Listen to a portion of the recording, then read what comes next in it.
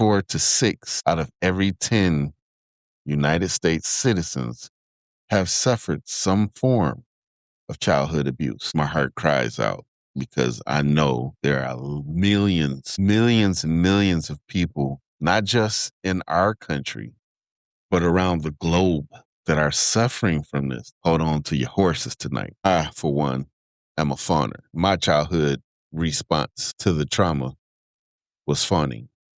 Freezing and fawning. I can tell you that firsthand. That is tiring. So I've been there. I spent years. Still, I do it. I catch myself doing it, fawning. And I used to do it not even knowing what the name of it was. I didn't even know fawning was a word. Fawn. I thought that was a deer, a fawn. But I'm telling you the truth. I'm telling you the absolute truth. This is my thinking of Terror to Triumph. And I am here for all you survivors of childhood trauma, bringing to you news, information, and stories, personal stories, and even guests who would like to share their stories on the podcast to give you guys a chance, a fighting chance at normalcy. I am here to try to help bridge the gap between those who are fighting childhood survivor trauma, trying to live a normal life. Maybe you don't even know the effects of it and how it's impacting your relationships or your coworkers or your family. But these things are very noticeable to other people, even though it's not as noticeable to us. So I'm here to try to help those who want to help themselves understand themselves better and to try to help the people who don't know about the trauma to help them understand their loved ones and what they're going through. Also to help anybody who's going through something to try to get them to the people who can actually give you the help you need. We are like the bridge, if you will, to try to make the ends meet. This platform is just selfless act because I know how it was when I was going through my situation, when my traumas happened, when I was young. I didn't have the internet outlets like this, people that I could talk to or listen to try to find out what I was going through was not an isolated incident, that there are multi-millions of people in America alone that are going, some worse, some not as bad, but all trauma. No trauma is good, but you are nowhere near alone in your suffering. That's the lie that was told to us, that we were suffering by ourselves. No one would understand what we're going through. No one could possibly comprehend what we've been through. As I start this episode off tonight, I want to start it off with a statistic that I commonly use. A university did a study just in America of the citizens thereof. And what they found was 4 to 6 out of every 10 United States citizens have suffered some form of childhood abuse, sexual, mental, verbal, or physical. 4 to 6 out of 10. So if you have 1 million people, 400,000 to 600,000 people have suffered some form of child abuse. And you think we have over 360 million Americans living in this country, and they're 40 to 60% of them. But the statistic went on to say those numbers are diminished because most victims do not report their trauma, what they've been through. I didn't. The multiple times I was abused, I didn't report any of it. So it's understandable how much that number could be vastly greater than what it was. So my heart cries out because I know there are millions, millions and millions of people, not just in our country, but around the globe that are suffering from this. This is worse than the COVID epidemic. Worse, because this has been going on far longer, just being covered up. Just thinking about it is stressful enough. But I told myself I was going to give everything that I have to this cause. And I meant that. And I'm still here. And I'm still fighting to be here for you, to give you helpful information, tools that you could use, and possibly help you start your journey to healing, to become the person you were meant to be. That's what I'm here for. I wish I had somebody that I could watch on TV to give me this type of information as I was going through. But I digress. Tonight's show is the first part of a 4-part series called the React series. We're going to talk about the 4 different types of trauma reactions. And each episode in this series is going to talk about a particular type. Tonight's episode, we're talking about fawning. Don't know if you guys ever heard that term. We've said it and mentioned it on the show a few times. And a few times when we did mention it, we did explain it. But tonight we're going to get really in detail about it. And not just talking about what fawning is.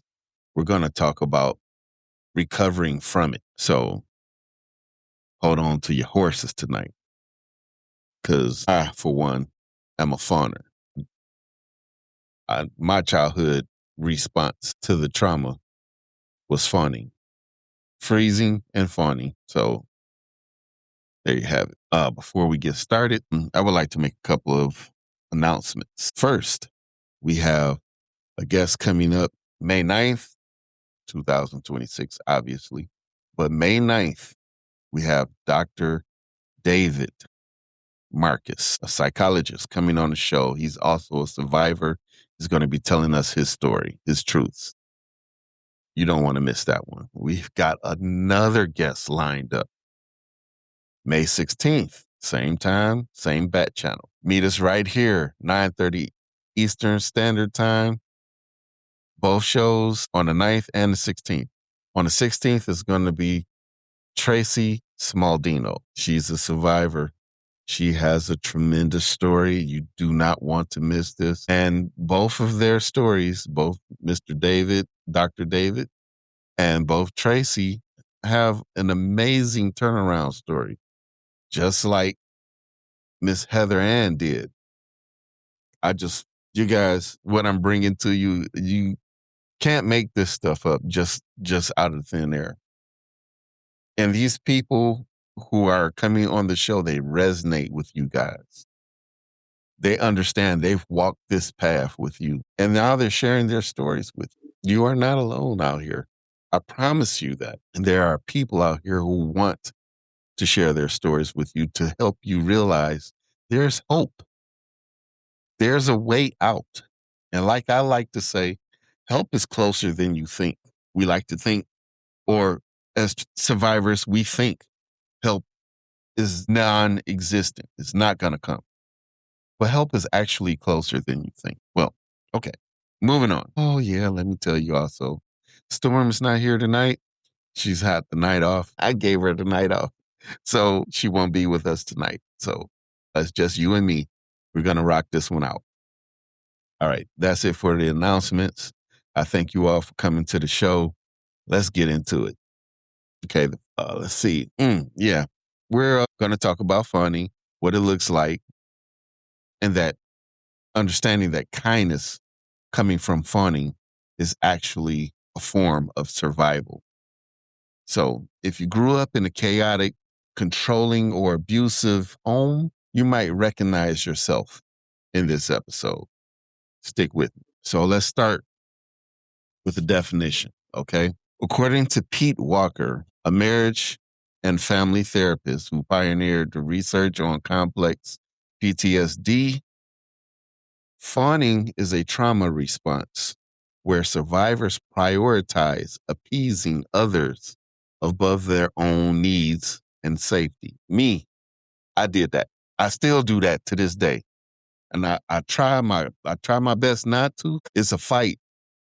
Yeah. I literally fight myself now internally, you know, when I'm conflicted with a situation, trying not to appease somebody for fear of conflict. I'm not going to get too much into that. I want the information to come to you guys. I want you guys to understand how this is about to unfold. So, not going to get too much into my own personal right off the bat. Okay, so Walker describes it as the primary survival strategy of children who grew up with narcissistic, controlling, or abusive caregivers. Caregivers. That could be a foster mother, father. It could be your actual biological parents. It could be a stepfather or a stepmother. It could be anybody who's designated to give you your care as you were a child. So it could be an adopted parent. It could be what do they call that when your family members take claim of the children? I can't remember the term for it right off the bat. I just talked to somebody about that earlier, but it could be one of those type of situations. But regardless, whoever it is, they're supposed to give or be the caregiver for you, and they drop the ball.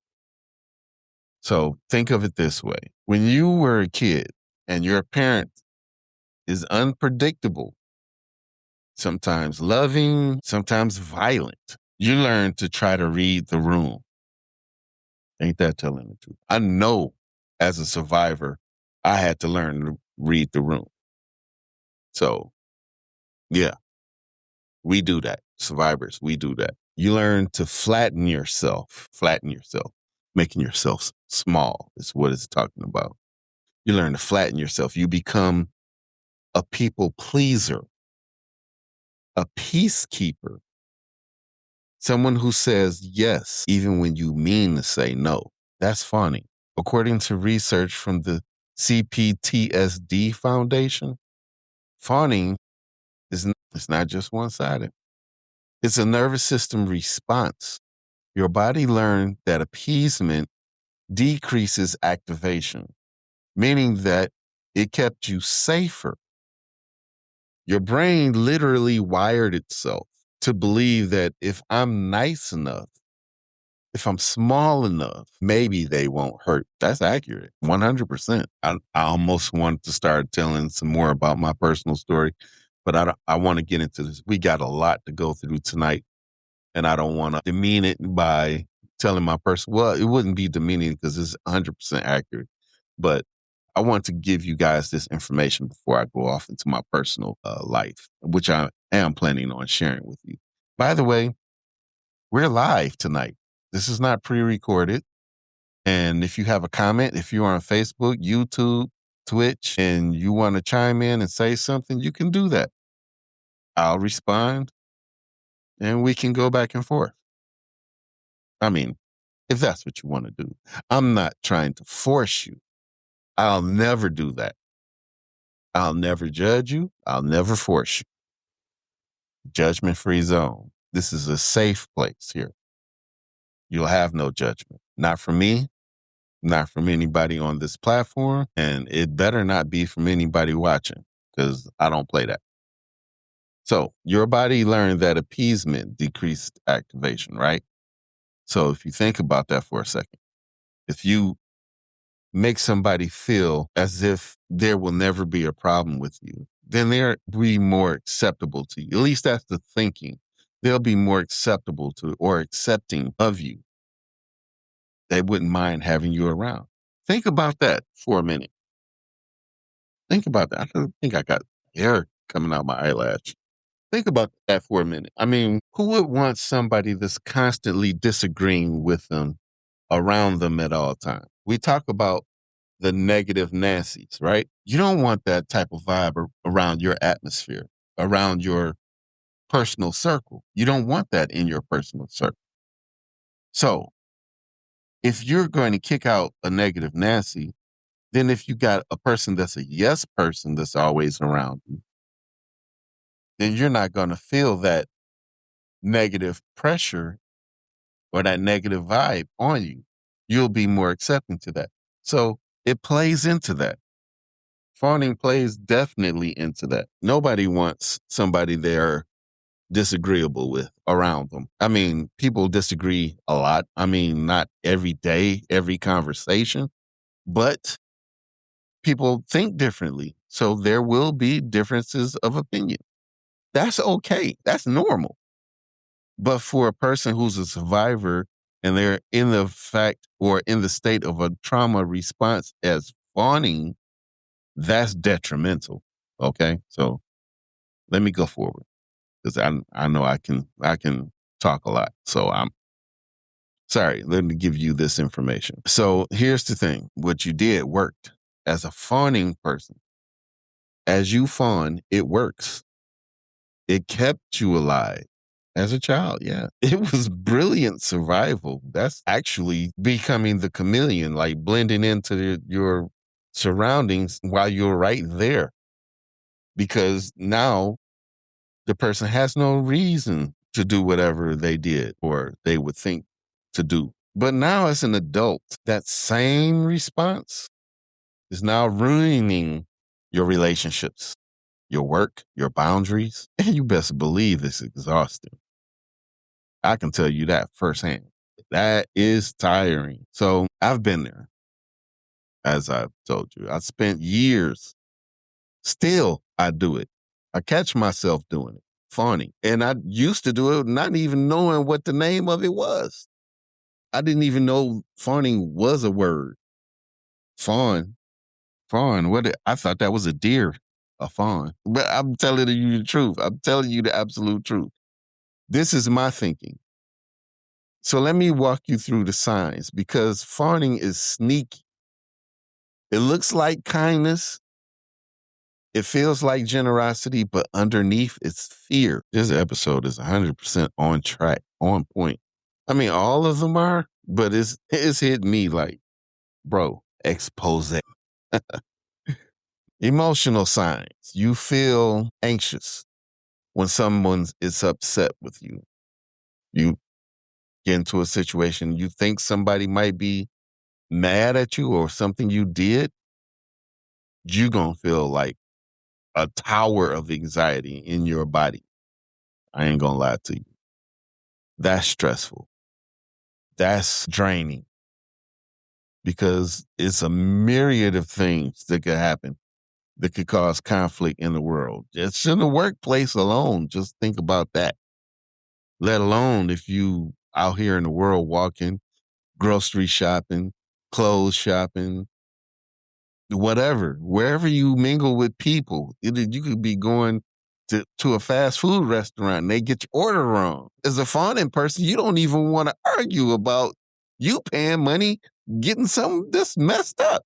That's not what you wanted. Bro, I'm telling you, that's frustrating. That is frustrating. Because you want to argue, but you don't want the smoke. You don't want the conflict. Whew, I can feel my neck tensing up just thinking about this right now. So you take on their emotions as your responsibility, right? You feel guilty for having needs, something that you just innately have that's yours, that you're supposed to have, your part of your unalienable rights to have needs. I need to feel safe. I need to feel comfort. I need to feel joy. I need to feel that I need to voice my opinion. I feel I need to stand up for myself. But you feel like you feel guilty for having these needs. Ooh, we just started this episode and I'm getting a headache thinking about this. All right, all right. So you apologize constantly. Anybody who knows me, I'm not making this up. Anybody who knows me knows I'm sorry, sorry, sorry, sorry. Sorry. I've had people tell me, you don't have to apologize for this. You didn't do nothing wrong. You didn't. Fawning. I'm not sitting up here just making this stuff up. I'm not sitting up here exposing myself to become what? A celebrity from my tragedy? That's not what this is about. This is about showing you what it looks like. And I'm using myself as an example. And that could put me in a critical situation because millions of people will know that guy, he has a hard time saying no. Maybe we can get something out of him. But that would also help me strengthen my resolve. The more I say no, the more I can get used to saying it. The more I know it's okay to say it. And it is okay to say no, but I don't want to jump the gun. Let's stick to the story. Okay. So where are we at? Okay, you apologize constantly, even when you've done nothing wrong. I just said that. You feel a deep, almost physical dread at the thought of conflict. Okay, me. I'm gonna get one of these neon signs. I'm gonna make it say Al. Every time it's me, I'm gonna push the button to light up Al or arrow pointing down at me. Anyway, behavioral signs of this is that you say yes to things you don't want to do. It can be anything. If you don't want to do it, but you say yes anyway, think about it. You might be fawning. You over-explain yourself. This is what I'm glad this episode don't have hands because I'd be slapped silly right now. Okay. You laugh off your own pain so that you can make others feel comfortable. Yep. Did that. You prioritize others' comfort over your own safety. Been there. You do things hoping for approval or gratitude that never come. Been there. Same situation. So in relationships, you attract people who take advantage of. You stay in relationships longer than you should because leaving feels like abandonment. Let me not get started on abandonment issues. If you have been abandoned as a child, on top of that, that's a whole nother episode. I got to do an episode on that. But yeah, in relationships, you stay in them longer because you don't feel like you want to be abandoned. You don't want to be left. That feeling of somebody leaving you, you dread that. You struggle to say no without feeling guilty. You feel responsible for other people's emotions and behavior. Okay. I'm starting to wonder if beating myself up tonight. Physical signs. You feel tension in your chest or stomach when somebody's angry. Yes, absolutely. It don't even matter if they're mad at you. If they're mad at somebody around you, you feel that way. Your body goes into a state of hypervigilance, right? And you're always scanning for danger, always ready to adjust. You might experience chronic fatigue because you're constantly performing. I know the people tell me, you can go to sleep at the drop of a dime. I wish I could go to sleep that quick. Why do you think that is? Tonight it's being on it. My loved ones, if you know me, you know now. You always thought I was just lazy because I was sleeping all the time. No, I'm exhausted. Because not only do I go to work, but I'm overworked up here because I'm hypervigilant, always looking around for danger, always trying to make something peaceable in a situation that might be volatile. I'm trying to calm people down. I ain't even got nothing to do with it, but I'm interjecting, trying to help because I don't want the conflict to come around me, even near me. It's not even me. They're not mad at me. Let me give you an example. I was a security guard, right? Security guard at an establishment. Customer ordered something from the establishment. Altercation happened with the customer, not the establishment. Customer had an altercation with somebody he was with or she was with. Not going to really tell you who was because that's totally different story. So they had a conflict with whoever they came with. That caused them not to get what they paid for because They had to leave. The next day, customer comes back. Customer says, I paid for this meal. I didn't get the meal because obviously I had an emergency. Can I please have my meal? The establishment supervisor, I guess, I don't know what to call the person, but that person turns and says, no, I can't give you that. You paid for it. And that food end up being thrown away because you didn't come back to get it. We don't have it here. We don't keep food. To make something new, you have to pay for it fresh again. That's a whole new product. We can't give stuff away for free. I could understand that logic because that's two meals. One was paid for, but the other one would be free. You see what I'm saying? So I get the logic. But the customer was in a bad way, and the guy running the establishment could have thought about it differently, how he could have addressed the customer. He could even said, you know what? I'm going to give you a meal.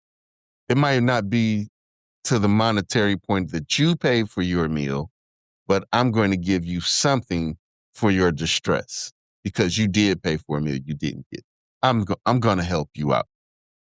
That I wouldn't think that would be something I would have did if I was running an establishment, but it didn't go down that way. I'm not going to go into details how it went down, but it didn't go down that way. What happened ended up being customer got really irate and frustrated, left, came back.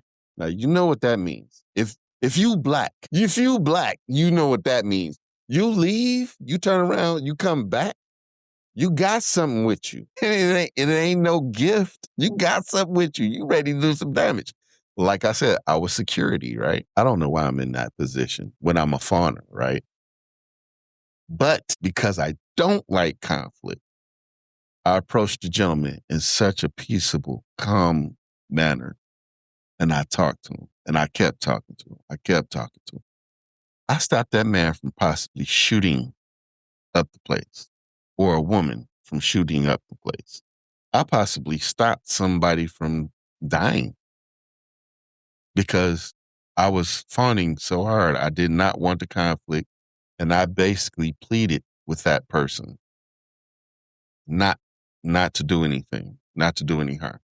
And I told that person, I said, if you come back the next day, I'll buy you something. I didn't have to do that.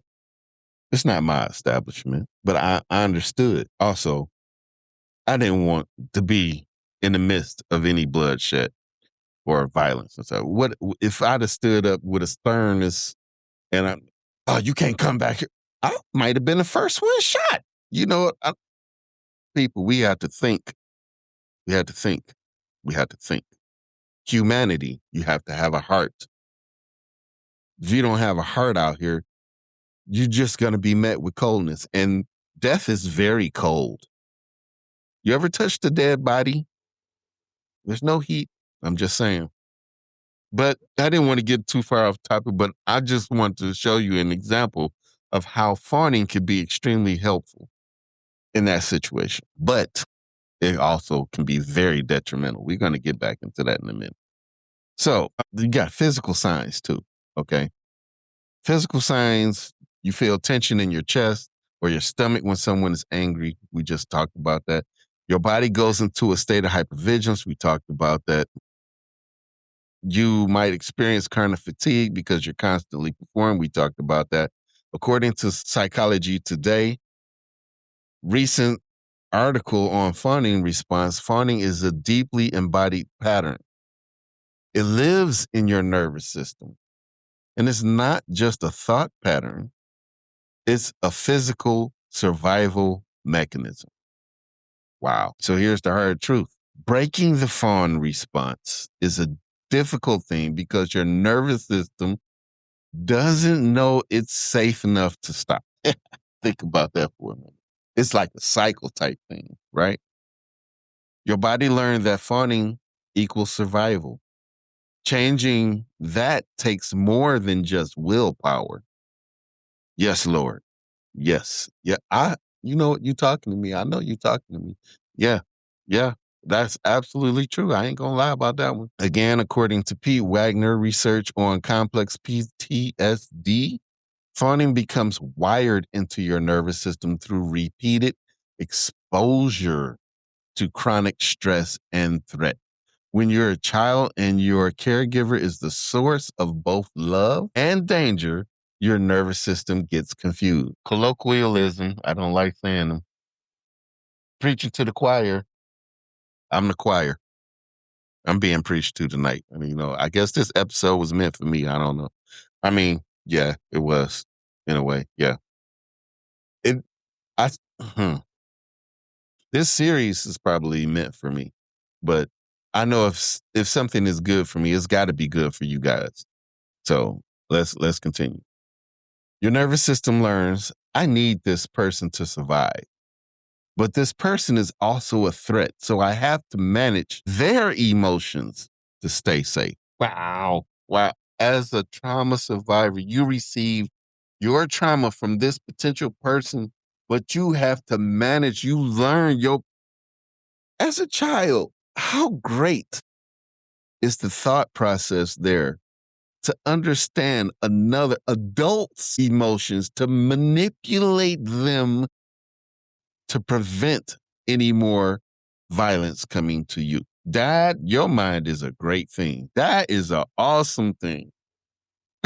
in adulthood, I wouldn't think that way. To manipulate a person's emotions I know that's what advertisement is, to get you to do something for me, to get you to purchase a thing or whatever.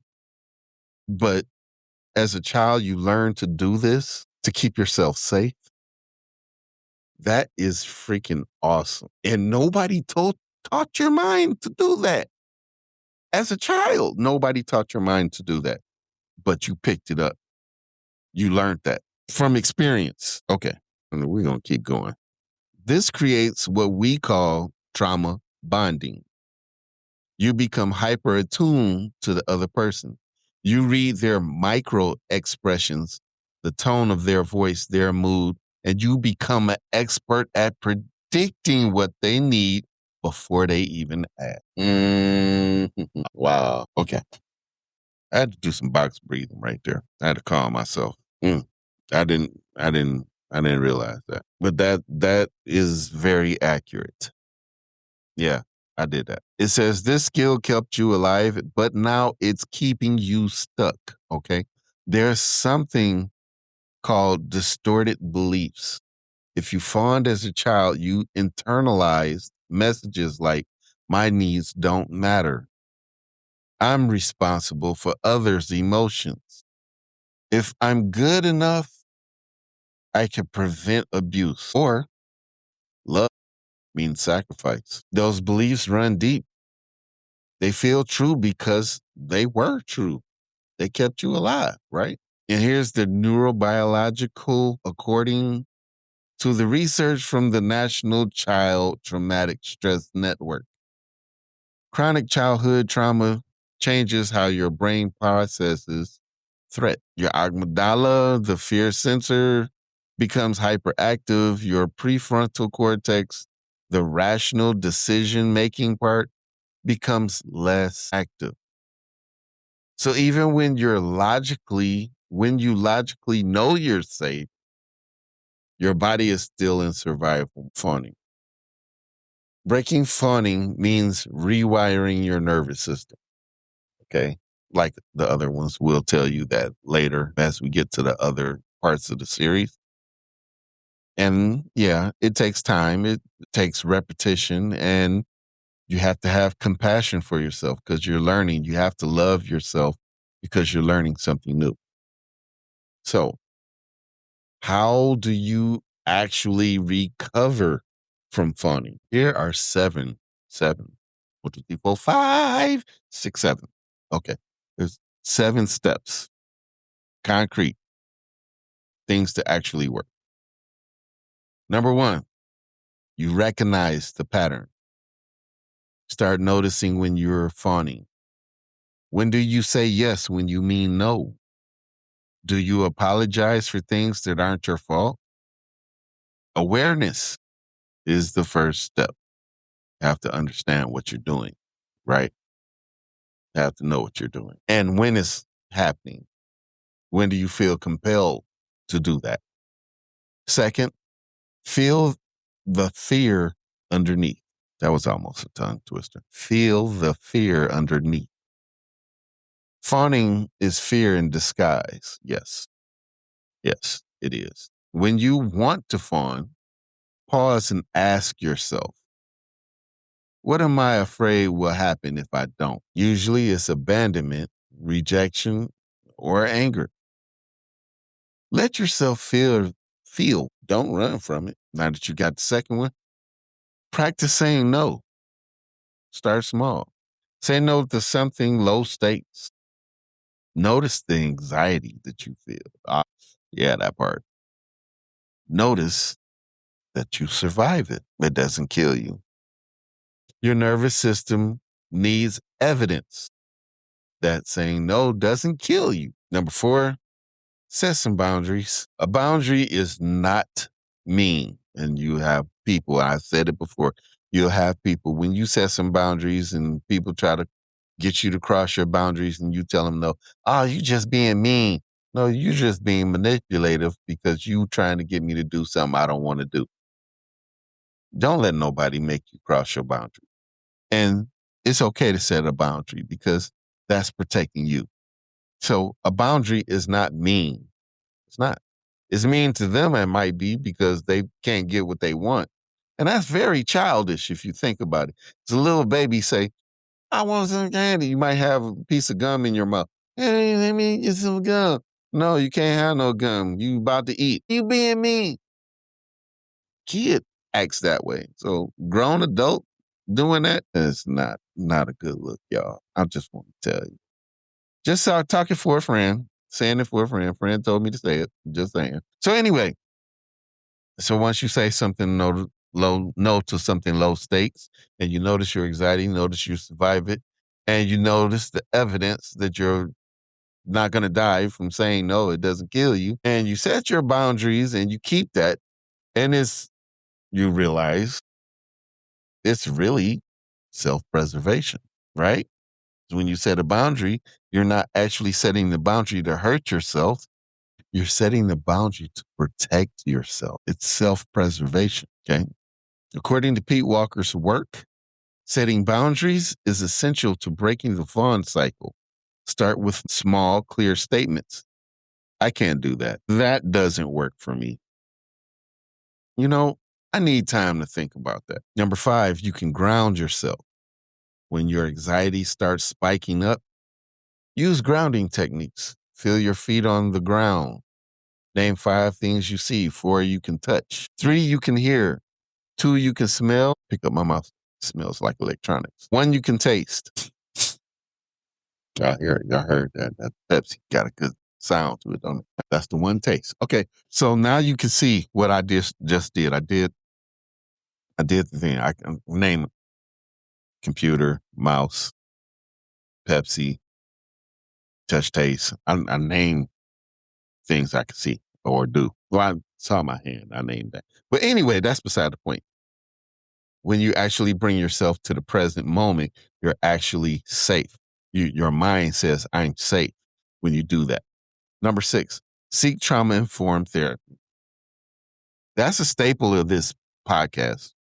And I know y'all know that already because I'm telling y'all that just about every podcast. Seek a trauma-informed therapist. When you do seek this trauma-informed therapist, I highly recommend you find a master therapist. There are master therapists out there. You need to find a master therapist because those people can really help you, especially with childhood trauma. They know the modalities. They know what will work for you, and they're trained to help you. Okay, going forward, because I'll get stuck. Y'all know me. Therapies like trauma-focused CBT, EMDR, and somatic therapy are evidence-based approaches to rewiring your nervous system. A good therapist can help you process the original trauma and build new neural pathways. Number 7, practice self-compassion. self-love. Okay. You fawned because you had to survive. That was brilliant. That actually was brilliant. Now you're going to learn a new way.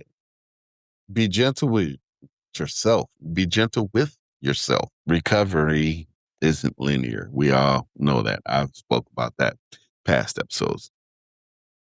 So, you have good days, you have bad days. So you definitely have to be easy on yourself as you learn to change your neural pathways. Okay.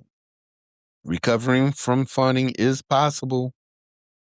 It takes a lot of time, but your nervous system can learn that you're safe. That's the big thing I want y'all to take away from this. It's possible, very, very possible to change, but it takes the work. You have to put the work in. And you can't be afraid of it taking time. You have to be gentle with yourself because you're going to have ups, you're going to have downs, but you're going to get there. If you keep going, keep doing the work, you will succeed.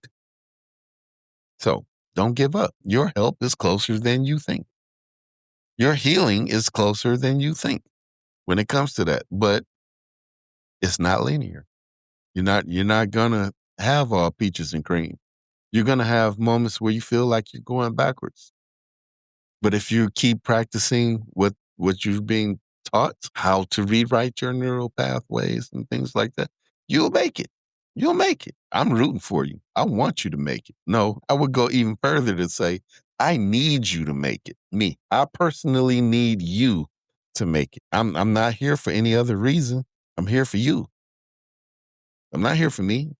I'm not here to hear myself speak. I'm here for you. I'm here for all of you. I want all of you to make it. I want y'all to know that your needs matter and you don't have to disappear to be loved. Now, next week on the React series, I'm going to do these each Wednesday. We're going to dive into the flight response, escape avoidance, and what it means to be on the run from your own life. If you're struggling with fawning, remember, you're not broken.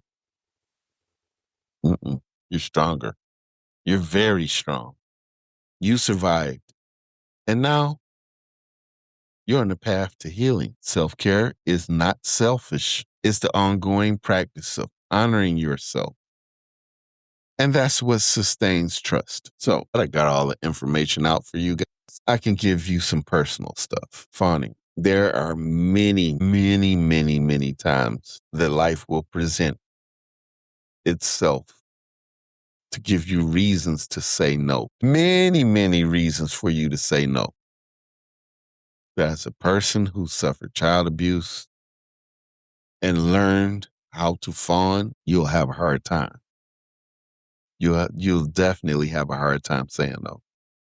You'll feel bad for saying no. You feel like you're letting them down for saying no, even if you don't want to do it. And it's okay if you don't want to do something. That's your right to say no.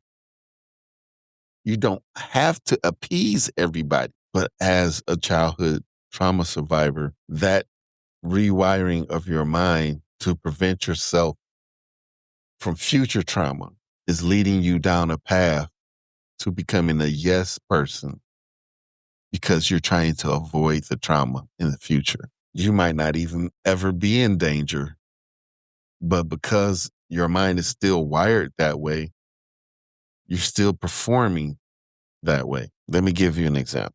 Okay, here we go. I was at a point, I was going to school and I was trying to save as much money as I could. I left a job. I took a buyout. So I used part of the money to go to school. And while I was going to school, I had stopped living in my apartment, stayed with my sister for a moment. And a friend of mine called me up and asked me to stay with him because his grandfather passed. I didn't want to stay with him. I'm trying to get my life situated. I was doing good in school. I was getting A's. Like, I don't think me dealing with grief at that moment was the best call for me. because I'm in school. I'm trying to get this certification so I can have something under my belt, working in a field that I want to work in, something I could pass on to, possible future family, if I did have some children. And it was a decent profession that I was trying to get into, but I could not say no to this person. They're a good friend, and I felt their pain, their loss. I heard it in their voice. I could not say no. Even though I didn't want to go. I wanted to stay focused, but I went anyway. That's just an instant where you feel like you want to tell somebody no. And it wouldn't have been a bad thing to say no. It's not like you were trying to hurt anybody. It's not like I was going to die because I said no, but I said yes and I went. So that's just one example. One example.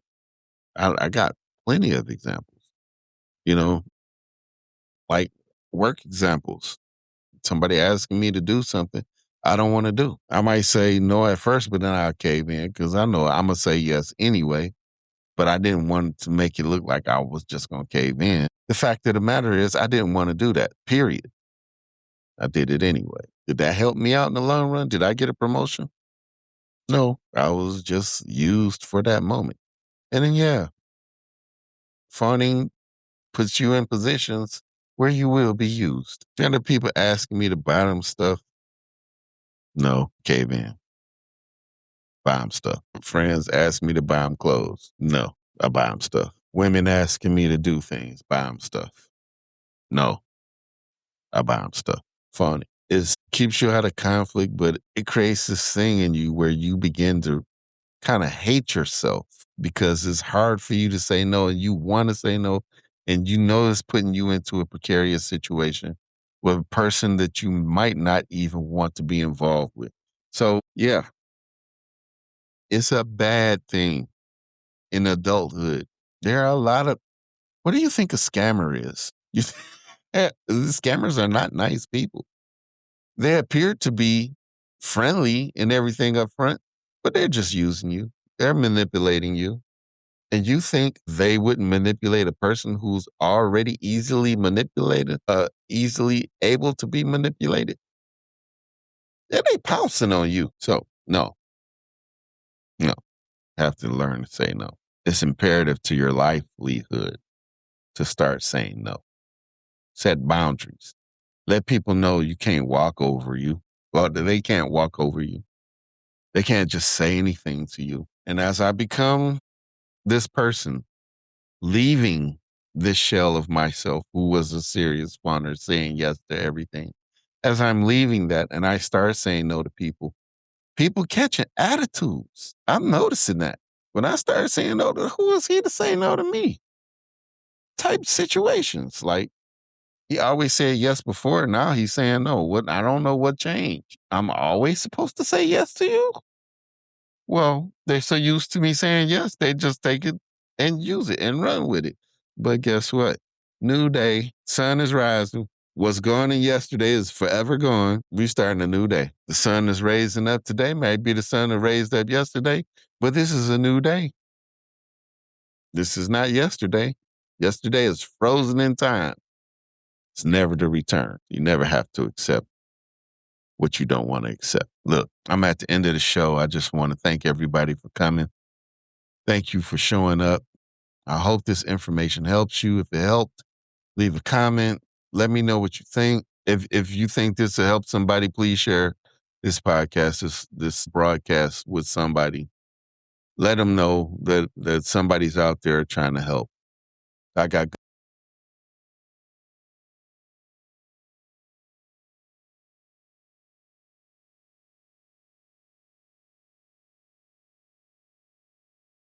or somebody's child that needs it. I got a good friend right now that's going through something and custody, attain custody of the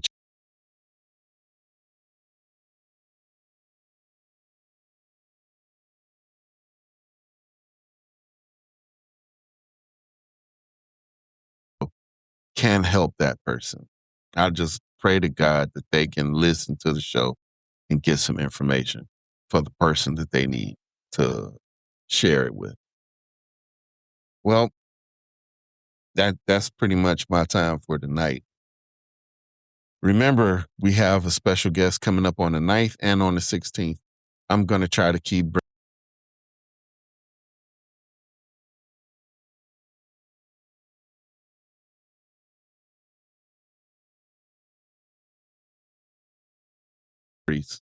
to tell you guys there is hope. People are coming out from underneath this veil of darkness, shame, fear, and guilt. You guys can as well. I'm going to try to help you get there. And with that being said, go on over to pelsemporium.com. Check it out, man. It's good merchandise over there. I designed it myself. So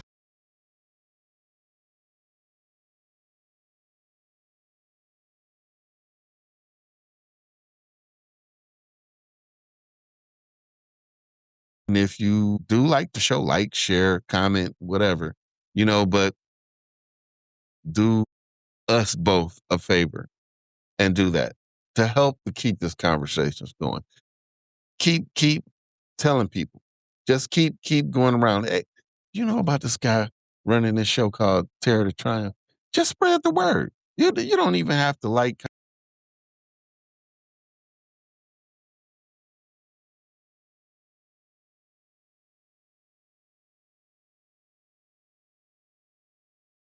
the health. Keep your head on the swivel. And remember, help is closer than you think. This is Terror to Triumph. I'm Alfonso Pelt, and I'm so glad you came by today. Y'all have a good night, all right? Love you all.